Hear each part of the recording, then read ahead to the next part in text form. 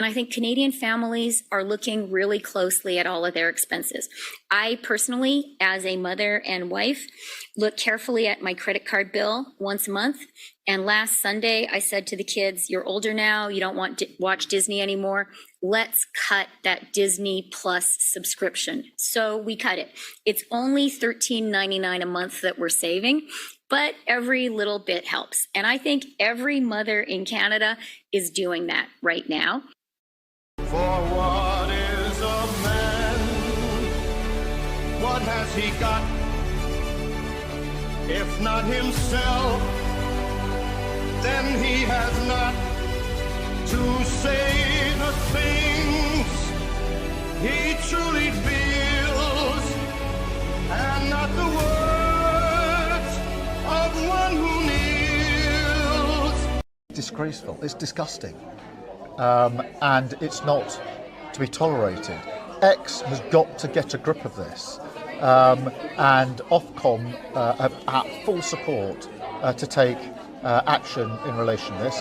This is wrong, it's unlawful, we're not going to tolerate it. I've asked for all options to be on the table. It's disgusting, and X need to get their act together, and we will take action on this because it's simply not tolerable. You know what that last clip reminds me of is Keir Starmer saying basically, it's intolerable, it's disgusting, it's illegal, right? Of course, it's illegal to criticize Muslims in England. You go to jail for the rest of your life, or they send you to Australia like they used to do if you were a debtor. But I imagine Elon Musk sitting there like this, like in his recliner in his house, watching that maybe on his super duper duper TV, just going, F you. I imagine he has rubber bands and he's just shooting them at the TV. Elon Musk doesn't care about Keir Starmer. This guy's delusional.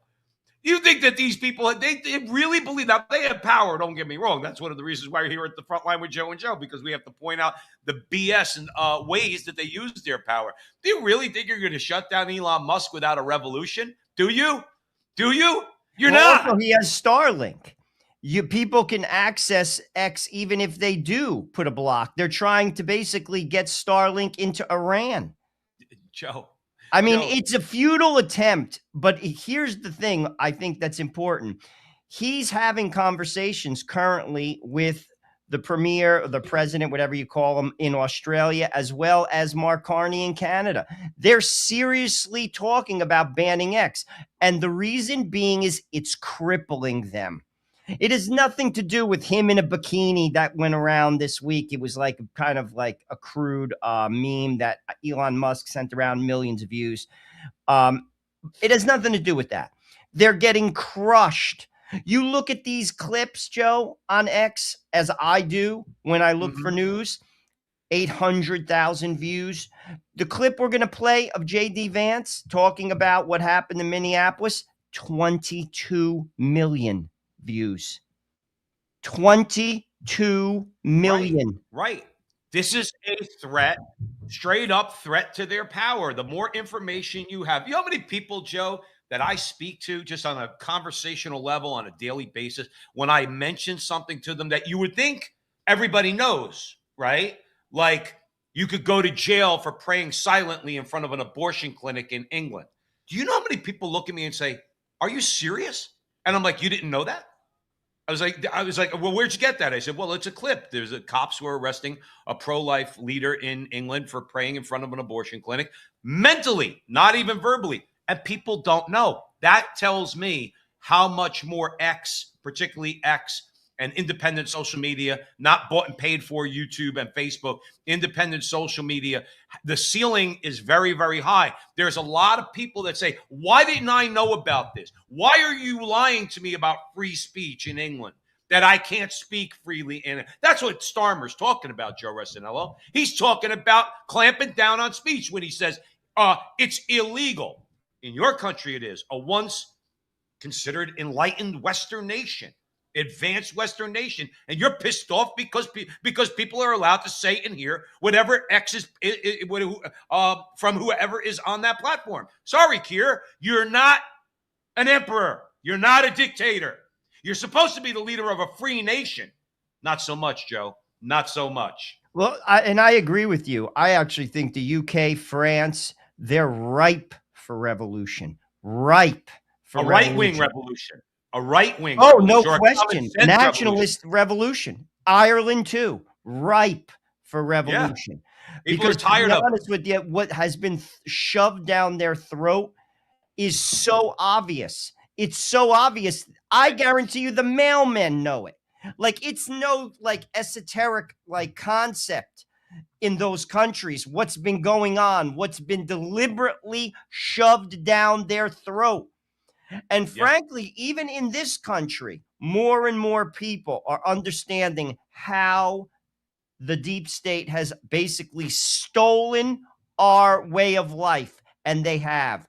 And the more people who understand, the more will unite, the more they'll be defeated. Davos No, is I coming agree. up, Joe Pasillo, in 2 I weeks. know, and Trump's going. going. Trump's going. That's right. What are they going to say? He's When going he to starts drop talking a about turd protectionism. on that place, dude. One big fat turd is That's going to get exactly dropped what he's on gonna do. Davos. By the way, correct me if I'm wrong. Okay, if you're joining us here at the front line with Joe and Joe Pasillo, Joe Rossinello, we got a great conversation for you for tonight. Tonight we're going to talk about ICE agents and the misleading media. We got Canada news because they're being destroyed from within because of Mark Carney, and we're going to get into that. We're going to get into Trump going to Davos. We're going to go into Trump cutting the friggin' trade deficit, and I guess New York is turning into Stalingrad after the revolution. Oh, did you hear that woman? You got to stick around. We're going to do that one last. All right, we got a great show, great conversation. Chat room's open. You could comment from wherever you are watching this: X, Facebook, YouTube. Here's my thing about Christy Friedland. She was elected. Am I right, Joe? She was like their equivalent of the vice president. But here's the thing about Christy Freeland. One, she has ties. Her grandfather was a Nazi sympathizer. Now, that's not a reflection on her. That's a known fact. That is a known fact. So how that didn't come up like in the news, because that was revealed. Look that up, all you correctersons out there. That is an absolute known fact. Secondly, Canada's financial situation currently is a disaster. Do you know that she is currently a financial advisor to Zelensky in the Ukraine? I mean, goodness gracious, that's like putting the thief in charge of the cookie jar. I mean, like, that is absurd. And if anyone thinks that that's good for the Ukraine and Canada, you're crazy. I know. That is I such agree. an absurdity. But the reason why I asked if she was elected, I mean, it shows me that, like, if she was actually elected to office, it's just that clip of her talking about, we have Disney Plus. Oh, as if like that's a deep cut. That's how insulting. So first of all, Christy, you didn't cut Disney. Sorry. Okay, because you don't have to cut corners. Not the way you're making the Canadian people cut corners. But just the cringe of it, Joe. I mean, I know that's a word that people use now. It's like you watch her and it's like, dude, did that really just come out of your mouth? And then you cringe. She was talking about Disney Plus. Like, well, it's not a lot of money, but every little bit counts. These oligarchs are so disconnected with regular people, Joe. Like, in all honesty, she may actually think that she's like relating. First of all, she has no political skill. Like, she's no Bill Clinton. Horrible political skill.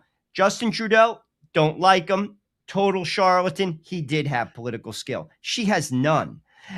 Not only that, but again, they could do anything they want, and it's been proven.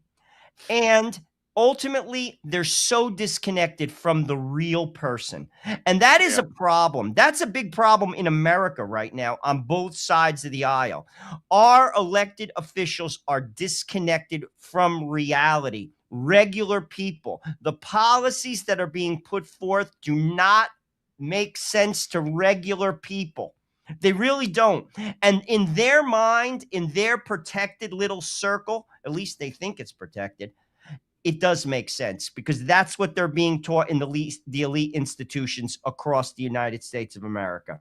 Well, they're the ones who go to the elite institutions that go on to become members of the media. You know what? They're just outright liars. When I was actually walking out here, somebody sent me a photo of a CNN headline about what happened in Minneapolis. And this is the headline. I'm just going to read it. Outrage after ICE officer kills U.S. citizen in Minneapolis. Well, that's one way to put it, and that is the way that many people in the corporate media have put this attack over the last 24 hours. And I say attack very, very intentionally, because this was an attack on federal law enforcement. This was an attack on law and order. This was an attack on the American people. The way that the media, by and large, has reported this story has been an absolute disgrace, and it puts our law enforcement officers at risk every single day. What that headline leaves out is the fact that that very ICE officer nearly had his life ended, dragged by a car 6 months ago, 33 stitches in his leg. So you think maybe he's a little bit sensitive about somebody ramming him with an automobile? What that headline leaves out is that that woman was there to interfere with a legitimate law enforcement operation in the United States of America. What that headline leaves out is that that woman is part of a broader left-wing network to attack, to dox, to assault, and to make it impossible for our ICE officers to do their job. If the media... Now, I'm going to make a comment aside from that, because I want your thoughts on what JD Vance said, but I'm going to say something to you, and I mean this from my heart. With this woman in Minneapolis, the one who got shot, I'm having a Kyle Rittenhouse moment. And what do I mean by that? When I saw the video where Kyle Rittenhouse shot the kid, one of the Antifa kids over there, and the kid was on the ground dying, okay, with a bullet in his head. I remember in my heart, Joe, I'm being honest with you. I remember in my heart, I said, this kid died for nothing. I felt so horrible for this Antifa kid, because I said, you wasted your life and you died for nothing. And this woman in Minneapolis, because she felt the need to be enraged and go and run over an ICE officer. Okay. I'm sad. I'm happy that the guy didn't get killed by the truck. Okay. But I'm sad for her because she ended her life over nothing. Over nothing, because their ideology, Joe, is nothing. All it is just rebelling against things that you think you need to rebel against, and you go try to run off over an officer, and you lose your life one more time. I'm going to say it, for nothing, Joe. For nothing. Joe, to your point, it is sad. I feel very, very bad for this woman. She has children. And again, just to kind of like put a cap on what you're saying, I mean, ultimately, the powers that be are using these people. They have brainwashed them. I saw a very interesting clip from Tom Holman, who basically said, turn the rhetoric down. I don't want to see people die, because you have no right to run over a police officer. There is a clip, and I invite people to look at it, of a high-ranking, it could even be the chief of police in the city of Chicago, but it's a high-ranking officer in the city of Chicago who is telling the people of Chicago, point blank, this is Chicago now. This is not Texas. This is not Arkansas. He's telling them that the federal law enforcement carry the weight of the law. And if they feel, his words, not mine, boxed in, they can use lethal force. I saw that. And I say, well, how are you going to see how CNN and MSNBC, how are they going to attack him? He's a black officer. From Chicago. Because to be honest with you, he cares about people. He got the call. He got the call from the mayor, right? You know that racist communist called him up and said, what the hell are you doing to me? He probably hung up the phone on him. That guy's got stones. But you that is a person who does care about his people of Chicago, that he is basically there to serve and protect. He's telling them, because you know what it is, Joe? They're delusional. There is such a thing. Elon Musk kind of like labeled this as a mind virus. That's real, dude. You listen to some of these people, they're completely irrational. Like, where if you think in the worst day of the wildest year of my life, I would never think to run over a cop and think that nothing was going to happen to me. The worst day, 19 years old, the wildest year of my life, there is no way that I would ever even consider doing something like that.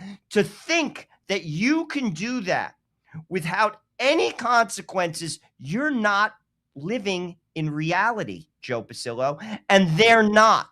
They're so blinded by hatred and rage, they cannot even perceive something that should be so basic as that. Right. And she's Right. an adult. She's not a 19-year-old kid. That's right. Exactly right. And that's where it's sad, is because these people don't realize they're being used. All their leaders, every one of them, from the BLM leadership to Antifa leadership. We're going to play a clip in a second, but here's the thing. I always heard that if you threaten public officials with death, like if you publicly threaten somebody with hanging or running over them with a car or something, I always thought that was a crime. This is New York City. I guess not.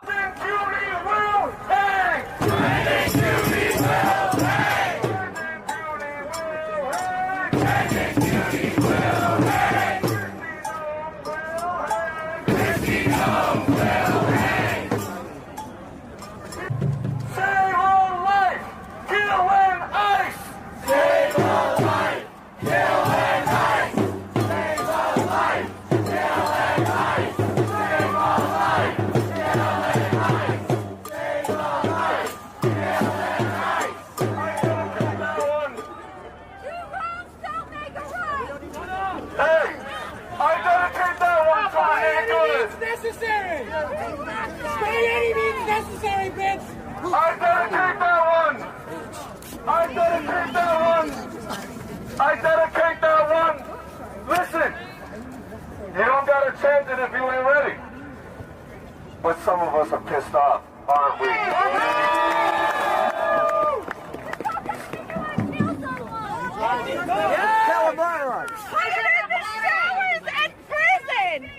We got someone from the hands-off side over here. I dedicate that one to Renee Good. When I say Renee Nicole Good, you say presente. Renee Nicole Good. Presente. Renee Nicole Good. Presente.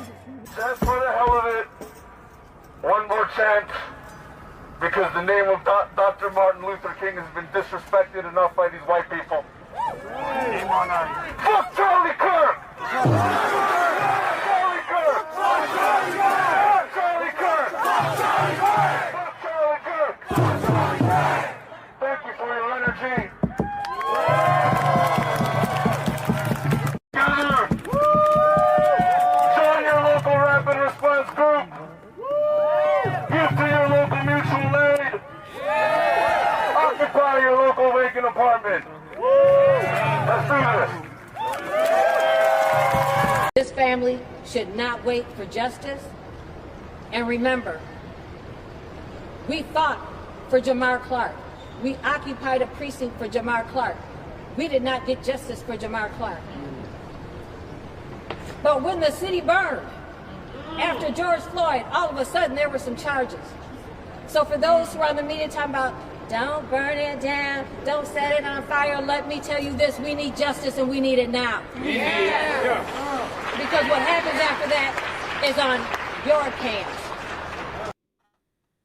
It's frightening when you think about the fact that, when Mamdani starts to actually go into people's homes to occupy them, and we're going to play that clip in a little bit here at the front line with Joe and Joe about his housing czar, or whatever you want to call her in the city of New York, saying that private property no longer, your relationship to your property is going to change because it has to become more collective. See that thug with the megaphone calling to hang Kristi Noem? He should be arrested for that. To hang Tom Homan, he should be arrested for that. He's he a should professional be rioter, though. Guaranteed.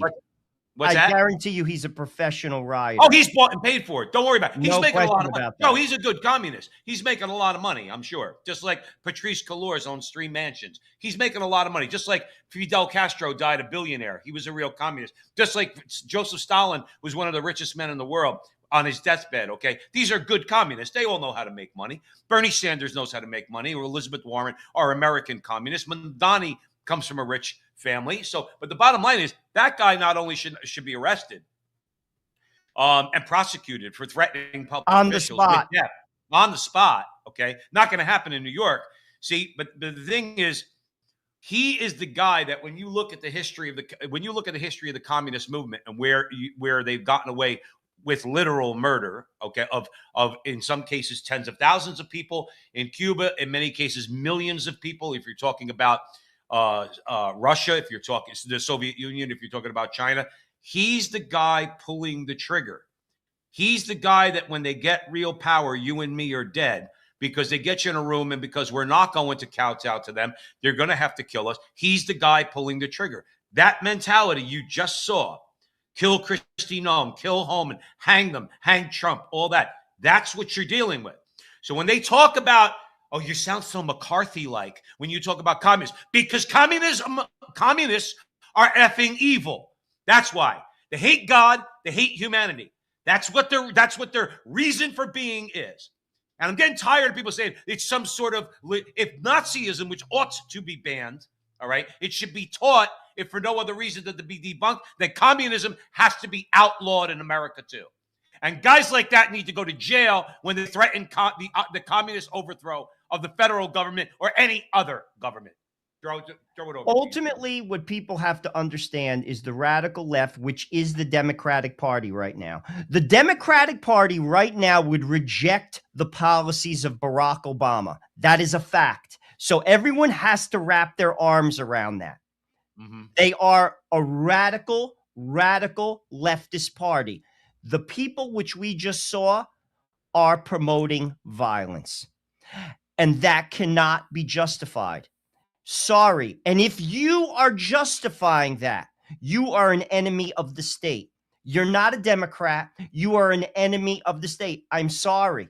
That is reality. And this is a show where we discuss reality. That's point one. Point two, the second clip was from Minneapolis. That woman represents BLM. BLM, Joe Pasillo alluded to it, has absolutely, positively stolen more money than probably any organization, at least in a while, that I could think of. Many of the people have been caught red-handed embezzling money. It was the greatest grift ever perpetrated because they basically guilted people into giving them money and they robbed them blind. The greatest grift ever. And that woman has the gall to basically represent that organization and then talk about violence openly and outwardly. And people are listening. That is, again, another example of how reason has left the conversation. Any objective person, all you have to do, this is not like propaganda. They have stolen money. They have embezzled money. And BLM, to be honest with you, every single one of those people should probably be in jail. And then they're outward because of the finances that went on behind that organization. And then they have the gall to talk publicly and promote violence, and people are actually listening. That is how devoid of reason this conversation is, Joe Pasillo. It boggles my mind. It actually frightens me how it frightens me loony it is. Well, the thing is, they want civil war. The problem is, and I'd like to tell these Antifa thugs, okay, listen, dude, Joe Bob and Billy Bob and all these guys that own guns and, you know, all guys in red states and this and that, you try marching that crowd into some of these places. You're going to all die, every one of you. If your wish is death, then that's what will be coming your way. So you could get away with that in New York City. You think you're going to go to some rural place, conservative place? You think you're going to do that in Texas and parts of Florida? You think you're going to do that in parts of Arizona? You're going to go in there and threaten people's lives? All right. You think you're going to go in there and try to break people's doors down like you did in 2020 or invade their restaurants? Try that again.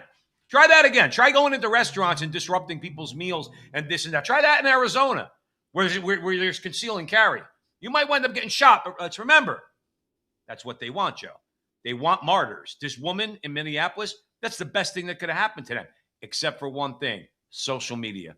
In the past, when that happens, you get narratives like the Rodney King narrative. It was all a narrative, okay? But you didn't have social media. You had no counteracting point of view when it came to that made-up narrative about Rodney King, all right? A guy who any reasonable father would have said, you're driving 100 miles an hour down my street and you're all high on PCP? No, I have no sympathy for you. Anyway, so what went wrong in Minneapolis is that we have social media. What went wrong with George Floyd and why people defected from this idea that he's Saint George Floyd is because of social media.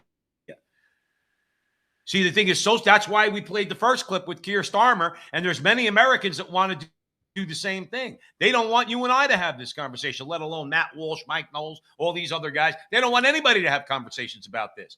It sheds the light on what they're trying to do. And that guy, to my larger point, that guy and everybody out there who's cheering him on, that guy will kill you in 3 seconds. In 3 seconds, he will put a bullet in your head. Why do we allow them to get away with this, Joe? Why? We're foolish. Well, we're going to talk a little bit about that later on in the show because Trump is now going after. You see, that's the low level, like fruit in this whole basic revolution that's basically happening right before our eyes. It's the money. Those people are funded. They're rent-a-rioters. That's been going on in LA. That's what's going on in Minneapolis. That's been going on for quite some time. And Trump and his administration is now, through Bessett, looking into where the money comes from. And frankly, they are the true terrorists. Those people, sadly, are either ignorant, they're misinformed, or they're frankly blinded by their own hatred because their political ideology is their religion. They may say they don't have a religion. They do have a religion. And that's their religion. And frankly, to be honest with you, in many ways, they're victims of this whole situation. It's the people who are funding it. They need to go to jail, and that needs to happen soon. Well, hopefully, conversations like this that I'm about to show everybody out there listening to us at the front line with Joe and Joe, hopefully these conversations go on a little bit more. This is not just a story about violence and chaos, as you alluded to, Mr. President. This is a money story. And at the Government Accountability Institute, my colleague and I, Peter Schweitzer and our team, we followed the money, and we followed it to the top of what we call the protest industrial complex, Riot Inc. And we found a network of NGOs. It's not just the Soros Network, the Open Society Network, it's other funding networks, the Arabella Funding Network, the Tides Funding Network, Neville Roy Singham and his network, Foreign Cash. And it's also big left-wing funders. Some of them are not citizens of this country. Mr. Hans-Jörg Wyss of Switzerland. They're pouring money into this entire ecosystem. And so I want to share 3 money facts with you about what we call Riot Inc. Number one, like any corporation, Riot Inc. has many divisions. It doesn't just have the Antifa boots on the ground division. It has PR divisions. It has marketing divisions. It has a very well-funded legal division to get these boots on the ground back on the streets as quickly as possible. But it does have those investors that I mentioned. Number 2, we have identified dozens of radical organizations, not just the decentralized Antifa organizations, but dozens of radical organizations that have received more than $100 million from the Riot Inc. investors. These would be the lawyer groups. These would be the groups that advocate for calling good, honest Americans fascists, etc. And then 3, I think the most shocking thing is that we have found that more than $100 million in U.S. taxpayer funding has flowed into these funding networks, including at least $4 million. Here's who I hate in all of this, the Republicans, because they know this is going on, and when they get power, they don't do anything about it. 100 million taxpayer dollars, and you're going to tell me that it was justified when Elon Musk rolled up his sleeves with big balls and the rest of those kids and went in there and they sick Doge on all this, and they applied everything to Doge to look at all the fraud. Why did you stop him, President Trump? Why'd you stop him? Why? Who are you listening to? Scott Bessent? Scott Bessent, let me tell you something. Elon Musk has more of my interest at heart than Scott Bessent does. Elon Musk has more of my interest at heart than anybody in the House and Senate. Anybody in the House and Senate. Elon Musk actually wants to make your life better. Joe, that's a fact. Oh, and the people of America are brainwashed. They think he's like the devil incarnate. Yeah, well, that's because, well, and the thing is, and this is what I mean, is like you have a guy who has a brain and a crew of kids who have brains enough to go in there and they could show you, you effing scumbag. They could show you, Mr. White Shoe Republican. They could show you the corruption. And what do you do about it? Nothing, because you're getting that money too. That's you right. get that money too. So don't come to me for my vote. Don't come to me telling me, I'm pro-life and so are you. Like that. F you. John, I swear, I'm done. I'm done voting for them. I'm done voting for them. We need a new party in America, because when you look at that, when you look at what that gentleman just said, forget about the public or the private funding of all these radicals. We know Hollywood and all the guilty white liberals, they all just got taken to the cleaners. Patrisse Cullors, like I said, she's a perfect communist. She got rich being a communist. She spread some money around and she owns 3 mansions, all right? She took all their money. She's laughing all the way to the bank. She's laughing all the way to the bank. No, actually, she already went to the bank. Now she's on the beach, okay? But the point is, but what about the taxpayer funds? What about the taxpayer funds? It doesn't count, and it doesn't matter. And that's her money. Why do we tolerate it? Why do we tolerate it as a people? To your point, Joe, even if you vote for Democrats, that's your money. How are you okay with that? Particularly if you're barely making it. If you're barely making it, and many people who vote for the Democratic Party are. So let's again step back. How is that rational? Is it propaganda? Are numbers and figures and fraud that's so blatant and in your face? No. Step back for a minute. Take off your hat, your ideological hat. And how aren't you upset over it? How can you just accept that? You see, this is where, I'll be honest with you, people lose me. They lose me. And I'll tell you why I think they accept it, because it's their identity, Joe Pasillo. Right. That is their identity. You can't reject yourself, because when you do, that means you have to start to think about changing. And they refuse to. So they will shut their eyes to violence, which we just showed. They will shut their eyes to fraud, which we just showed. And here's the worst part about it. They're slitting their own throat and their own family's throat, because you're not insulated. You're voting for people that are bringing chaos to our streets. You are as vulnerable as anyone else. Your family's finances are as vulnerable as anyone else. And it boggles my mind, Joe Pasillo. Like, it really does. It's, to be honest with you, it's like schizophrenia. They'll complain about the violence on the subway in New York City, yet they vote for the people who enable it.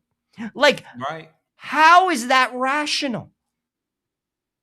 But you're not, you're not dealing. Joe, you got to remember something, especially when you talk about like these older, crusty, annoying, effing annoying white liberal suburban people, the ones like these old white Karens that are yelling at ICE agents. They came up in the 1960s, Joe. They didn't learn anything in school. Yeah, they might have learned their profession. Okay, how to be a good social worker. All right. But they never learned, because education started to go down by that time. They never learned how to reason, how to think rationally.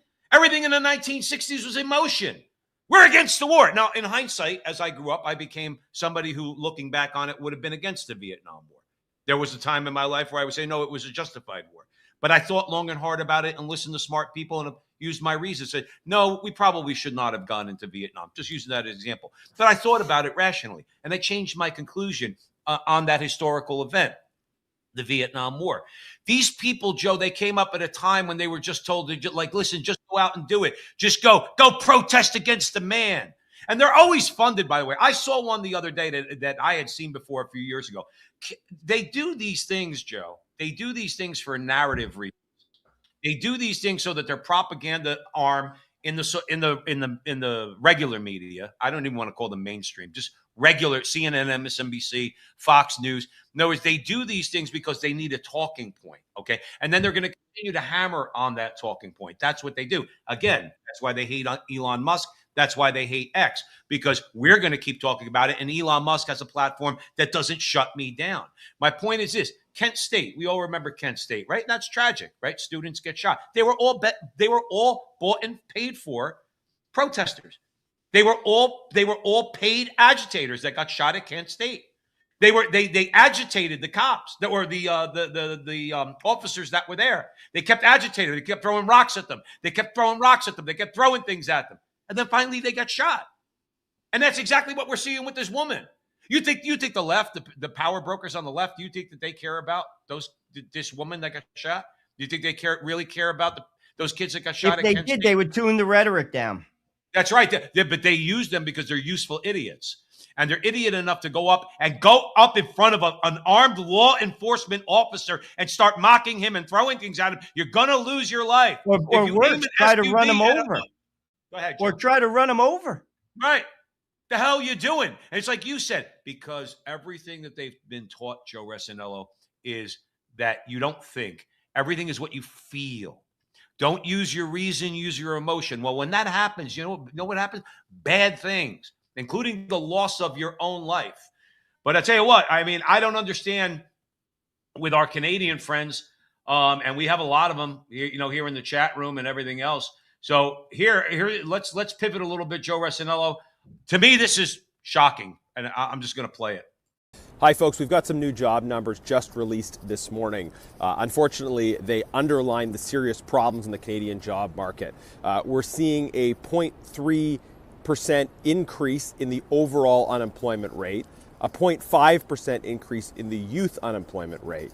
73,000 people lost their jobs in Canada in the last month, and we now have the highest public sector employment ever. These are very concerning numbers. They underline the need for a real jobs plan. They underline the fact that the Liberal approach to jobs and the economy simply is not working. We need to unleash the economy, fix immigration, fix training, and build homes where the jobs are. That was the Conservative jobs plan that we released in the fall, and we continue to call on the government to implement the constructive proposals we're putting forward. Very bad job numbers out today. Again, a 0.3% increase in the unemployment rate, 0.5% increase for youth, 73,000 jobs lost. I'm going to ask you a question and throw it right over to you. Why is it that people can't get it through their head that the crappy jobs in the situation in Canada is by design? It's by design. Carney is an oligarch. He doesn't want you employed. He doesn't want you middle class people. He doesn't want you autonomous and not in need of the federal government in Ottawa. Same thing in America. How the liberals in America, they want you dependent on the federal government. Joe, why do people think that this is just a function of bad policy? It's not a function of bad policy. The bad policy is there by design. Joe, help me. They're deeply misinformed by the Canadian press. That's an independent journalist telling you facts. Where is the Canadian press on that, is what I would say. Secondly, it's clearly an ideology over people agenda. We've been saying that for a long time. The globalist green economy is an ideology over people agenda, and the job numbers prove it. Once again, let's talk rationally. Let's talk numbers. That means your quality of life in Canada goes down. Are you okay with that? Are you going to take a hit for the team? What team are you taking a hit for? You're taking a hit for a group of individuals that is taking your power right in front of your face. And for those in America that are listening, that's exactly what the radical left want to do here. And they will spin it every which way. But what you just heard will absolutely happen here. Your quality of life will go down. Now, again, if you can't digest that like a rational person, I don't know what to say to you. Right. I agree. I really don't know what to say to you because it's happening in real time. The Barack Obama, the AOC, the Bernie Sanders agenda embraces everything that Mark Carney is doing and more. Right. And that will absolutely happen here. It's happening in the world. And again, it's like, Joe, it's like schizophrenia. It really is. People who can't even make their bills are enabling people who are ultimately going to slit their own throat. That's what happened in Canada. They've been hoodwinked like nobody's business. That was masterful. Within a 3-month swing, they diverted all the attention away from financial misery to Donald Trump because he made a comment. A masterclass of politics took place. Right. And now Mark Carney is instituting a policy and a plan that is going to rob you of your quality of life for a long time. Well, here, watch this.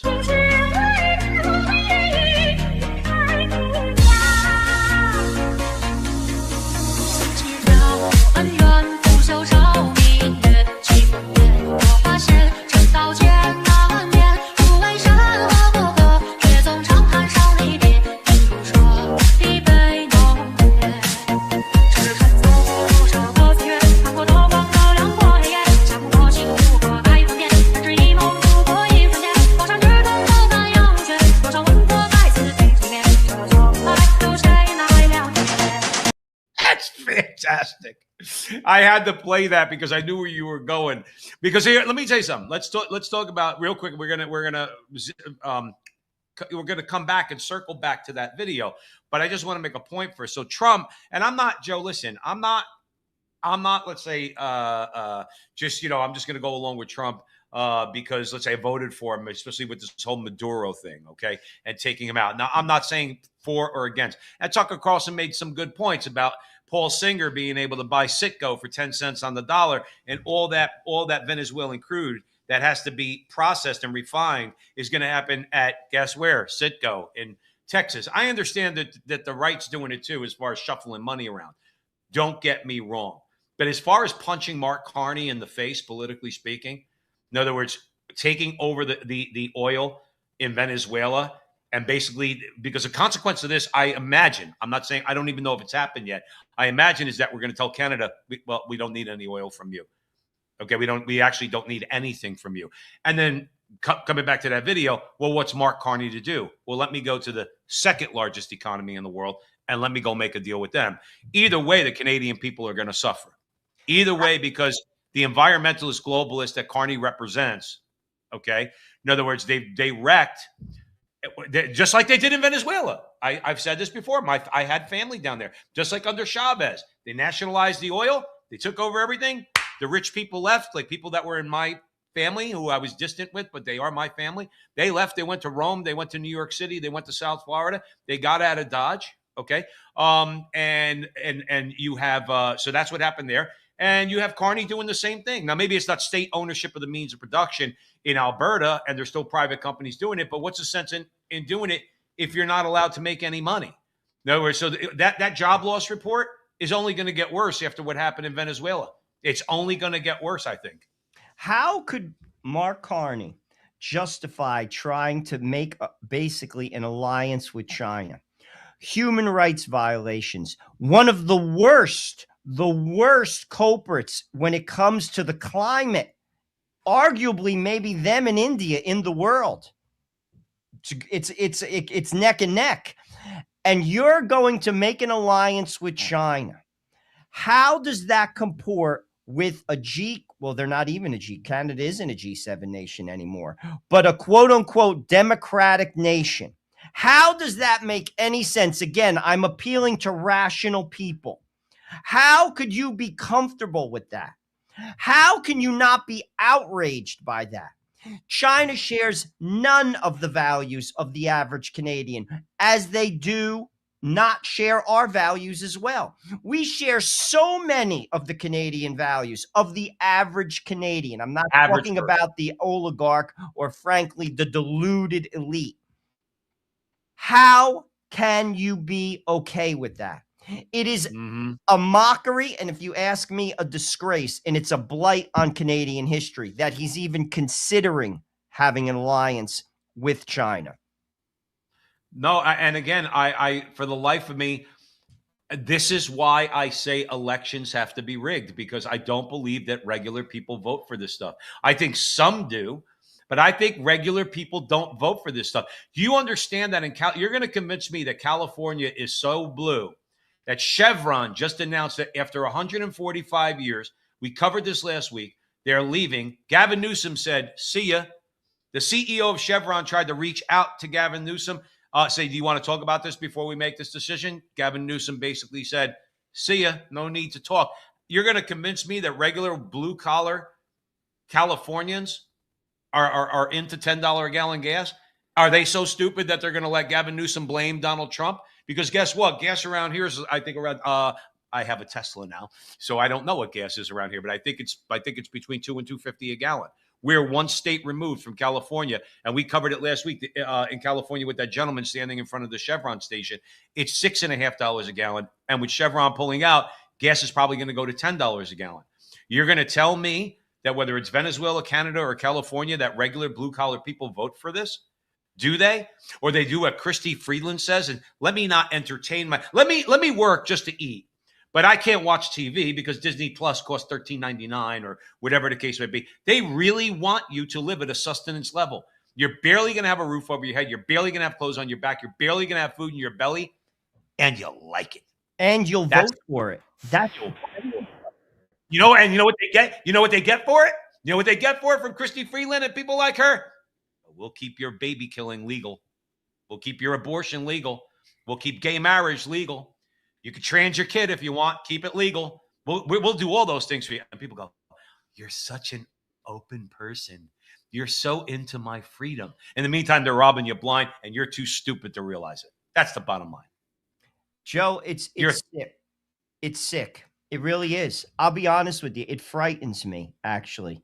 It frightens me that large swaths of people can be so fooled and vote against their own interests. They get basically diverted. They're played. This is the greatest con ever. It's one of the greatest cons of all time. They have robbed you of your life. Canada, they have robbed you of your lifestyle. The greatest con. And to be truthful with you, and it continues. People have to shake out of it. And frankly, the only way they're going to shake out of it, it has to be a bottom up, not a top down change. I'm convinced of that. Oh, no, that's the only way it's going to happen. That's the only way it's going to happen. That might take a couple generations, and it will happen eventually. But ultimately, that's how the change. It has to take place around the kitchen table. People have to come to their senses. Let me ask you a question. Do you really think it would take a couple generations? And here's why I ask. The Tea Party got fed up. The Tea Party was founded as a reaction against Barack Obama trying to socialize medicine in America. Took off very quickly, all right? And the Tea Party took the House and the Senate in 2010, all right? And candidates like Marco Rubio, who came through the Tea Party. The problem with the Tea Party is the Tea Party wasn't so coherent. A lot of disparate voices, and quite frankly, a lot of people they elected became part of the establishment. Okay, I'm not saying they didn't do good things, but it happened very quickly. Fast forward to 2016. Tea Party's basically gone. Now you got America First. You got Donald Trump talking about closing the border. Okay, so here's the point. It happened very quickly. The problem is Trump gets in there. The system overwhelms him. He does things he's not supposed to do. He doesn't do things that he promised us he would do. You got people in the House and the Senate that we voted for that don't do their job.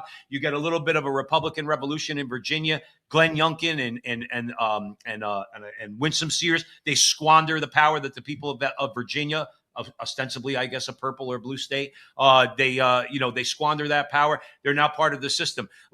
To me, it's like it doesn't have to. My large point in this diatribe, it doesn't have to take long. In fact, it wouldn't even take very long if people would stick on principle and act on principle. As we've spoken about a million times on this show, Patrick Deneen, professor at Notre Dame. Okay, conservatives don't know how to use power because they think part of being conservative is to not use government power. The whole point is when you get power, you have to use it and you have to impose it to achieve your conservative goals. Whatever that means nowadays, conservative goals. Do you understand? Like we can get power quickly because the people are demanding it, just like with the Tea Party and just like with Trump and MAGA and America First. But But people just think they get tired. Like, I'm tired. I'm tired of hearing about MAGA and America First because you're not doing an effing thing about it. You're doing nothing. Joe, I need help. Ultimately, it has shown just how, like, stalwart the deep state is, in my opinion. It is so deep and it is so powerful. Trump has done many things and is still doing things, but he came up short on a lot. And why? Because money moves the dial. America is run by money. And to really shake the tree, Joe, it would require something that frankly would be ugly. And Trump did not take it to that extent. And who knows where this is going to go? Because ultimately, again, the quality of life in a lot of people's lives it's changed and it's changing. College is out of reach. Buying a home is soon going to be out of reach of the average person. Like the times of like, I'm a school teacher and I own a home in America, they're gone, people. They're gone. So this is what I'm saying. America has changed.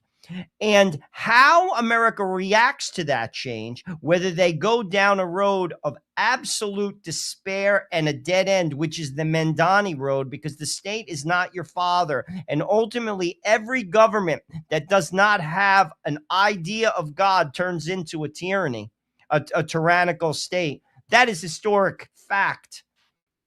If you go down that road, the average person will be disappointed, Joe Pasillo.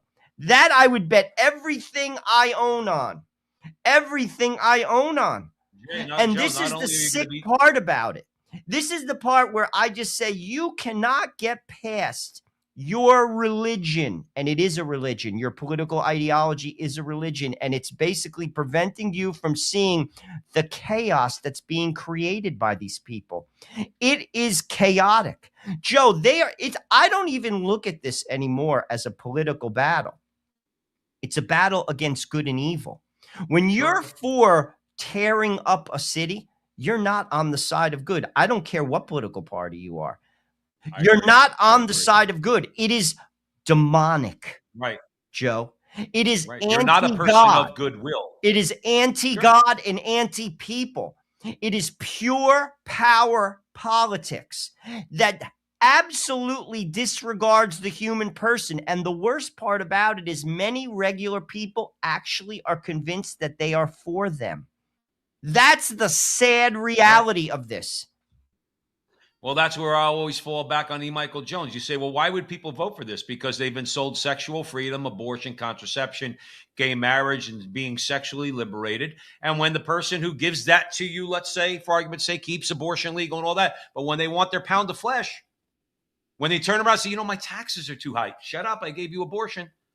Yeah, but the regulation, I can't start a business. Shut up, I gave you gay marriage. Shut up, I let you do whatever you want. You go out and destroy yourself. You could kill yourself through the MAID program in Canada. You can OD. We don't care. We're going to let the fentanyl come over the border. We don't care. Die. We don't care. In fact, we're better off in our power position if you're dead. But in the meantime, don't complain to me about taxes. Don't complain to me about wars. Don't complain to me about any of it. Don't complain to me about it. I don't want to hear it. I gave you your sexual liberation. Now I control you. Now I control you. All right. And unless people start understanding, I was watching a debate the other day. You cannot separate the social issues from the economic and political issues. They are not separated. You can't look at the social issues, and I hate calling them, they're actually social evils. When you look at abortion, gay marriage, and the rest of it, you can't look at that and think that it's not connected to what's going on in the politics and the economy. Okay. And people don't want to dig in. People don't want to listen to it. But anyway, I'll tell you one thing that you're going to have to get used to. All right. So we spend hundreds, and this is not hyperbole. Okay. We spend hundreds of billions of dollars on the war in the Ukraine. Joe, after this clip, I'll give you 3 guesses who's going to make all the money. We think we're largely finished with security protocols, which are important so that the people of Ukraine know that when this ends, it ends forever. But we also think critically that we are very, very close to finishing up as robust a prosperity agreement as any country has ever seen coming out of conflicts like this. It will aspirationally mean large, large possibilities for the Ukrainian people, for people coming home from war who will find wonderful jobs out there. We're working with BlackRock, Larry Fink in this endeavor, and we think it's going to be very, very important for the people of Ukraine. It'd be very, very important for BlackRock is what it's going to be. They wrecked an entire country. They pushed Putin. I don't care anymore. I don't care what people say. You push EU. This is your war. You pushed this war for decades. You kept moving the line closer and closer to Russia's borders, and everybody knows it. Everybody knows you provoked this war. Any leader, I don't care who it is, Putin or anybody else, would have said, stop, stop. If you don't stop, I'm not going to sit down. I'm not going to sit on my hands. I'm not going to lay down to you people. You've been doing this for a long time. I keep telling you to stop. What was and it? Finally said, That was the Minsk Accord from 2007. They broke it. Yeah. Just for people who aren't following what Joe's saying. Right. Yeah. All right. So you want to blame Putin? I'm not blaming Putin. I blame you, EU. I blame the EU for this war. And I blame America for funding that little homosexual gangster, Zelensky. All right, that took billions of our dollars and put them in his pocket. And now that they've wrecked an entire country.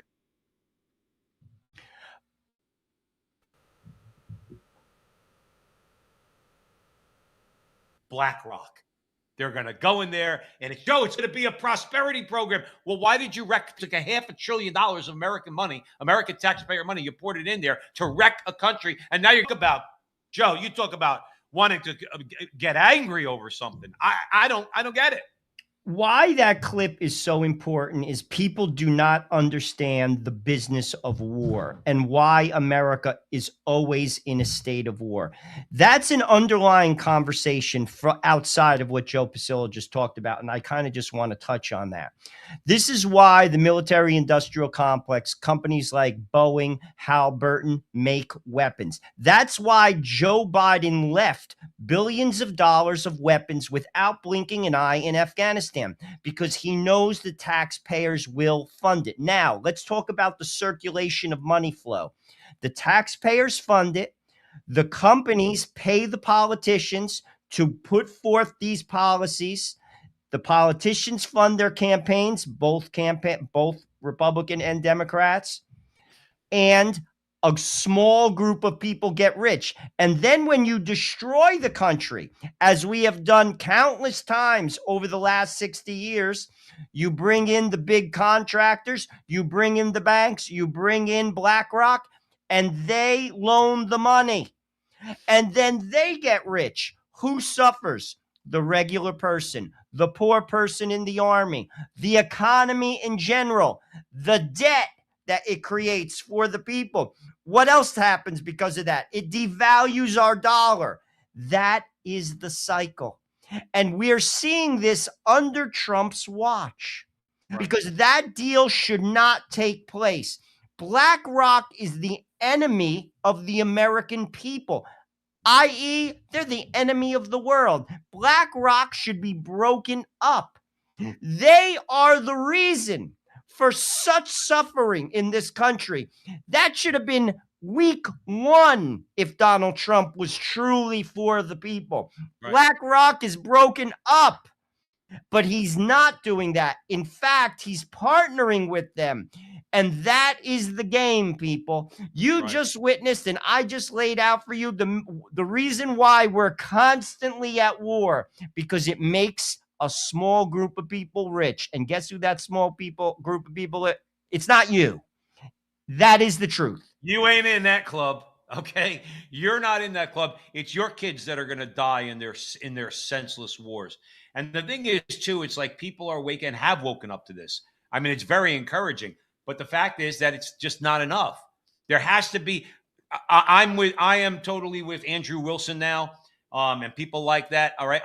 This country needs to operate on Christian principles, authentic Christian principles, just war. Okay. If you did have to go to war, look up just war theory. Okay. Economic principles, the view of labor, obviously abortion and things like that have to be outlawed. You can't kill kids. This country, in order to get on the right track, needs to be guided. The rudder has to be Jesus Christ, not a theocracy, but our laws are informed on Christian principles. Christian ideals, whether it's foreign policy, whether it's economics, whether it's ripping babies apart in the womb, not being allowed, or two men getting married. I'm in the Andrew Wilson and along with a lot of others. That's the Christian nationalism I want. Because guess what? When I listen to some of these people, like these atheists, argue against it, I say, why? So you have the right to impose your worldview on me? It's a democracy, dude. You say you value democracy. If most of the people agree with Christian principles and we apply those principles to our society, then guess what? If we do it democratically, you got nothing to say. Shut your mouth. You have nothing to say. See, they're always ready and willing to impose their principles on you. Okay? No, that's okay, by the way. That's okay. Right. Absolutely. So the thing is, well, yes, Christian nationalism, which means that we would have sat down. We would have sat down with the EU if we were run by a real Christian, okay, running the show. And we would have gone to the EU and say, we're not going to war. You're going to back off. You're going to back off or we're going to pull out of the European Union. We're the United States of America. We got 350 million people and plenty of countries that want to trade with us all around the world. You think you don't have leverage on the European Union? You say, we'll pull out. We'll pull out of NATO. And guess what? You're going to have to foot the bill yourself. We will leave you to yourselves. That's what should have happened. And then they all would have sat there and they said, okay, what must we do to be saved? Like the Jews said to Jesus, what must we do to be saved? Back off Russia. Back off and stop trying to cause a war that's just going to make, as we've just seen that it's going to make BlackRock rich. That's what it's going to do. How do we put up with this? Because we are not guided by the principles of the Catholic Church. That's why. Yeah, that's but we're also not informed. You see, people don't, Wickoff saying that, they don't catch it. They don't understand why America Inc. is always at war, because it makes people money. Why is it that 7 of the 10 wealthiest counties in America, 6 are in Virginia, 1's in Maryland, all around DC? What is made there? What industry is there? It's America Inc. They're all contractors and lobbyists. That's what's there. They're paying their tithe to the emperor, and they live around the emperor. How don't you catch that? How are you okay with that? I'm not. How is it that a man in America could work 60 hours a week, a blue-collar man who possibly, say, works at UPS and on the weekend waits tables and cannot provide for his family, and we're going to vote to give billions of dollars to the Ukraine to destroy a nation under the guise that Putin is going to roll into Europe, which is a fallacy. Never going to happen, because he does not have the power to do that. Right. And you're convinced of that. Meanwhile, that guy who works hard, his taxpayer dollars are getting sent to a country that killed, between Russia and the Ukrainian people, possibly 1 million people are dead. Not to mention, they leveled the country, and America's hands are blood red as a result of it, as well as Canada, as well as the EU. And we're going to pat ourselves on the back and fly a Ukrainian flag in front of our house and pretend we're the good guys? Meanwhile, BlackRock, Boeing, and Hal Burton are getting rich, and your taxpayer monies are going overseas. That's why Lindsey Graham and Nikki Haley and the rest of them. E. Michael Jones told the story. He was talking. I watched one of his recent rants. He calls them rants, right, on EMJ Live on Rumble. Which, by the way, everybody out there should listen to E. Michael Jones. But he said, what is it? Where's Notre Dame? What's it called? South Bend, Indiana. South Bend, Indiana. When E. Michael Jones, decades ago, was a younger man, he told the story. A guy worked as a janitor at Bendix. Okay, this is back when we used to make things. The guy had 18 kids. He was a janitor at Bendix, and he made enough money to raise 18 kids. I had this conversation with my best friend in Jersey a few years ago before we moved to Arizona. We were at the Lyndhurst Diner. We were having breakfast. I've told this story before. Which is before. Closed, by the way. I know, they closed down. Damn shame. Great tail of ham, egg, and cheese. Great tail of ham, egg, and cheese. My friend Mike said, why were our grandparents able to do it? And I said, number one, they had God. I said, I'm sorry. Now, my best friend wasn't really back in the church at that time, but he came to understand why I always mention, and you always mention, it's God first. Okay. Everything else flows from the stalwart belief that there is a providential God that wants the best for you, even through hard times. So why were my grandparents able to make it in America, have 8 children? Your grandmother had 17 kids, lost 5 of them. Why were they able to do that? And we have the most selfish society there is, and people are falling behind. We don't even have kids. Why? It leads you to believe that all these people that we're talking about, BlackRock, what's his name? What's his Scott? Scott Bessett and all the rest of them. They make you. They're doing something that's ruining that thing that I just described. Being able to have lots of kids, or a janitor working at Bendix, okay, and able to raise 18 kids. You're doing something that's designed to hurt us. And then when we say that, you know what? You're really a hater. It goes back to Keir Starmer in the first video. It goes back to him. It's disgusting. It's disgusting and it's illegal. Right, because you don't want us opening our mouth. You don't want us doing this. Because if we gain real power, Keir, you know what you're going to have to do? You're going to have to go out and get a real job, pal. You're going to have to go out and get a real job and actually earn a living. But, Joe, unless some of these fundamental, E. Michael Jones makes this point all the time, whether it comes to usury, whether it comes to pornography, whether it comes to any of it, unless we start changing these fundamental things in the way the economy works and the way we view our culture and everything else, unless we start doing something about it, we're not going anywhere. We're only going to fall deeper and deeper down the hole, and we're going to be asked to spend more billions of dollars on foreign wars. The truth. Play that crazy clip from New York, dude. It's absurd, and people should hear it. I want to preface this by something, is that when people think that when you call someone a communist, okay, you're just trying to, I don't know, stir the pot or something, rather than saying something meaningful. Not like them when they call us fascists. They don't know what the word fascism means. It's just chic for them to call people like us and Nick Fuentes or Matt Walsh or whoever's conservative is a fascist, of course, okay? But when we call them communists, get it straight. We know exactly what word we're using, and we're using it correctly. Listen to this. I think the reality is that for centuries, we've really treated property as an individualized good and not a collective good. And we are going to transitioning to treating it as a collective good and towards a model of shared equity will require that we think about it differently. And it will mean that families, especially white families, but some POC families who are homeowners as well, are going to have a different relationship to property than the one that we currently have. How does this not scare the crap out of you? Well, let's just preface, who is that woman? She is the tenant director for Zohran Mamdani. Okay. She's the one that, like I always allude to, Dr. Zhivago, where Zhivago's father-in-law owns a beautiful house in Moscow, right? But then after the revolution, Zhivago returns, okay, because they enlist him to be a doctor during the Civil War. He returns, and all of a sudden, the house is a mess. There's 9,000 people in the house, and the big fat communist chick comes out and says, "This house has been claimed in the name of the people of Russia." That's exactly what that woman is doing. But here's my question. So all those people that wanted affordability in New York that voted for Mamdani, okay?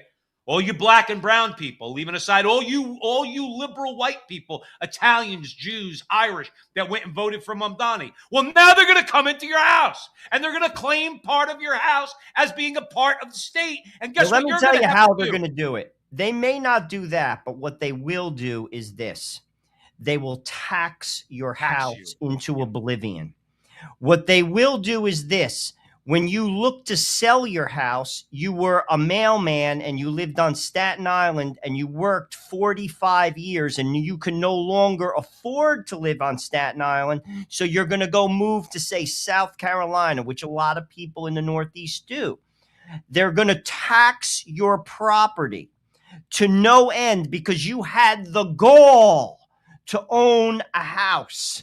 You had the nerve to work hard and own a house. And now the state, because it's only fair that the mailman who worked his entire life to buy a house goes to the state. That's what they're going to do, Right. Joe Pasillo. They're not going to come in. They're going to rob you from the back door. And that is exactly the plan. Yeah. And this is what you voted for, which is crazy. And I will say this, unless you are elite and you have money to burn or you have nothing because you can't eat, if you are in the middle class and you're deluded by these people, I have nothing but pity and sorrow for you. I don't have You're any going pity to and be sorrow for them. deeply disappointed because they're going to roll over you too. You are not somehow immune. Oh, I think we should all pay your fair share. Then tithe. I don't want the government to give my money to anyone. I'll give it myself. As a Catholic, I am obliged to. And I do. I am not interested in the government. They can't run the post office. Right. But here's my thing. You say you have sorrow and pity for or you're, you feel sad for people. Listen, you're an elitist, okay? And you live on the Upper East Side or the Upper West Side, and you own an $8 million condo, and that chick starts coming after you. Don't cry to me. Don't cry to me. You voted, you elitist pig. You voted for Mamdani. You voted for this communist because you thought you're such a virtuous person. But they're coming after your property too. And don't think, they Joe, can weather the rich storm, people. though. But the thing is, but rich people, Joe, they don't like their money taken. No, either. I know that because I've already listened to California with that billionaires tax. I listened to that podcast with the four mogul tech freaks from Menlo Park, Jonathan Sachs. They're leaving. They're going to Texas. Right. Of course they are. You don't they're smart. They're not in the business of giving their money away. That's not how they became a billionaire. It's the middle class that are deluded.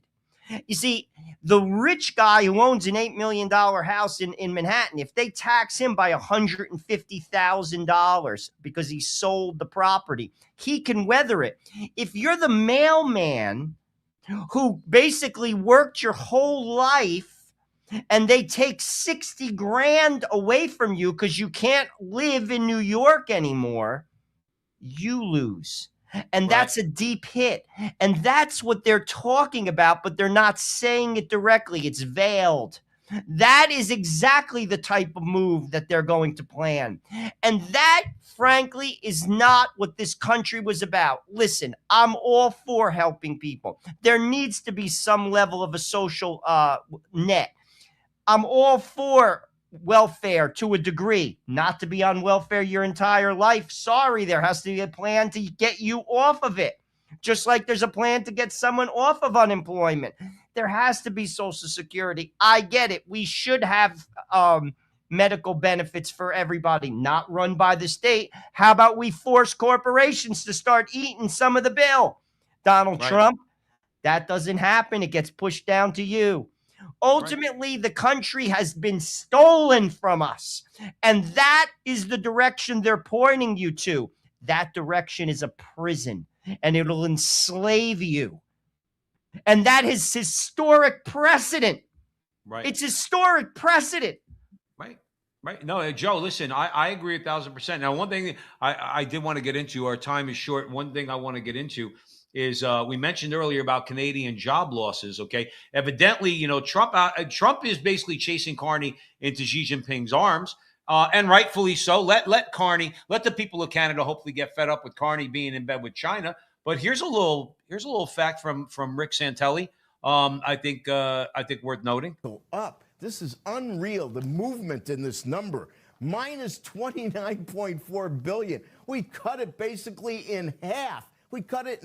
Just consider this. In March, it was 136 billion. Right now, it's a whisker under 30 billion. We haven't been that small in a long time. I don't have enough records here to go back that far, but you're going back a ways. And here's the news on why it moved lower. So here's the thing. For those who don't know. the trade deficit, okay? And everybody said it was going to be the end of the world and Trump's tariffs and everything else. Okay, now Trump, I'm tired of his teasing. Let me be full disclosure about Trump. I'm up to here with Trump and his teasing things to us. I really just wish he'd shut the F up sometimes. He's not going to do these things. He talked about, in the near future, some point in the future. No, I know this is a terrible Trump impersonation, Joe, but I'm trying my best. But it's like, there'll see a time when there won't be any personal income tax because that's what I say. Donald, shut up. Shut up. You're not doing anything. See, that would be one of the biggest things you could do. Okay. Now, again, having played that clip by Santelli on CNBC, I'm going to give Trump credit for that. But stop with that you're worried about me, because I'm getting the feeling you're not worried about me. You're worried about Israel. Okay. You haven't done anything to keep the Europeans in check. The EU, they're still pushing people around. You don't do anything for, let's say, to protect those people there. Okay, you go into Venezuela and love or hate Maduro. Right now, I'm on the side of what you did, but at the end of the day, I could see an argument that maybe you shouldn't have done it. Maybe you should have used different means. Again, I'm open to persuasion on that one. But stop it. You're gonna abolish the federal income tax. You're gonna do no such thing. Your successor. Let's say it's J.D. Vance. Once he's out from under the shadow of Donald Trump, I think, just an opinion, this is stream of consciousness. I have no way of backing this up with evidence. I think J.D. Vance, if he's going to become president of the United States, I think J.D. Vance does represent that Christian nationalism that we need in America, that Donald Trump's not willing to cross that line. I think J.D. Vance is going to become decidedly more Catholic when Trump is not at the top of the ticket, when it's him at the top of the ticket. And I think people will vote for him because I believe J.D. Vance will actually put the American workers first and foremost when it comes to policy. But this idea, again, I'll give Trump credit on the trade deficit and everything else, but please, Donald, stop. You're not going to abolish the federal income tax. We know you're not, so stop teasing us. We're not stupid out here. Ultimately, it's a good place to end the show on a good note. Trump should be given credit for that trade deficit being lowered. It also proves how presidents for a long time have neglected this country at basically the cost of the oligarchs which bankroll them. That is absolutely a fact, and that shows something to people. It should show something to people because that does bleed into the average man. Cutting the trade deficit does benefit people. We need more things like that basically go from Wall Street to Main Street, the average person. And here's another thing. How, if you are on the left, you can't be excited about that because that's good for America. It's good for America. Are you for America? How twisted has your vision of this country become? Right. How can you not celebrate that fact? That should be on the cover of every newspaper and the main story of every mainstream media 6 o'clock news channel in the country. I dare say it probably isn't. So this is what I'm saying. Our country and our people have become twisted and distorted and manipulated by a group of people who do not have your interests at heart. And people have to get that through their head, Joe Pasillo, because I got news for you. No one is going to be spared, just like that woman who got hit by a car. She was manipulated and frankly fooled, and she's dead. No, exactly right. And that's exactly what happens because people either refuse to look at reality, they're not educated, whatever the case may be, they act out of emotion. And then, like you said, that's why I mentioned that kid who got shot by Kyle Rittenhouse. I thought Kyle Rittenhouse was totally justified in doing so, but it doesn't hurt. It doesn't matter because I felt bad for this kid because I felt like he wasted his life. And just like that woman in Minnesota, she wasted her life. My point is this: you want to die for a cause, okay? I could think of much better causes than ICE going in and removing illegal immigrants who aren't supposed to be here in the first place. And they're not even dying for that. They're dying because they're tools to go out and die. Because because theirs is a religion, and like any other religious movement, they need martyrs. And now they got one, and they're going to keep hammering it home. And I hope the American people don't cave in on this and let the shrill voices on the left, the AOCs and the Ayanna Presleys and the rest of them, the Jasmine Crockett's, I hope they don't let them control the narrative. I know they're not going to control the narrative on X. I know they're not going to control the narrative when it comes to Steve Bannon or Elon Musk or Tucker Carlson. You're not, Joe, I said this a couple of weeks ago. In any given week, the main people in this quote unquote, if you want to call it America First or MAGA, whatever, anybody who even remotely agrees with you and I on anything, you're talking about videos that get hundreds of millions of views on a weekly basis. No, and this is why they feel so threatened. This is absolutely why they feel so threatened. I want to take the time just to play one more clip. Stick with us here at the front line with Joe and Joe Pasillo, Joe Resinello. So here's Pope Leo trying to put things in a little bit of perspective. It is painful to see how, especially in the West, the space for genuine freedom of expression is rapidly shrinking. At the same time, a new Orwellian-style language is developing, which, in an attempt to be increasingly inclusive, ends up excluding those who do not conform to the ideologies that are fueling it. At the same time, we see this in the Holy Land, where, despite the truce announced in October, the civilian population continues to endure a serious humanitarian crisis, adding further suffering to that already experienced. The Holy See is especially attentive to any diplomatic initiative that seeks to guarantee to the Palestinians in the Gaza Strip a future of lasting peace and justice in their own land, as well as to the entire Palestinian people and the entire Israeli people. In particular, the two-state solution remains the institutional perspective for meeting the legitimate aspirations for both peoples. Yet sadly, there has been an increase in violence in the West Bank against the Palestinian civilian population.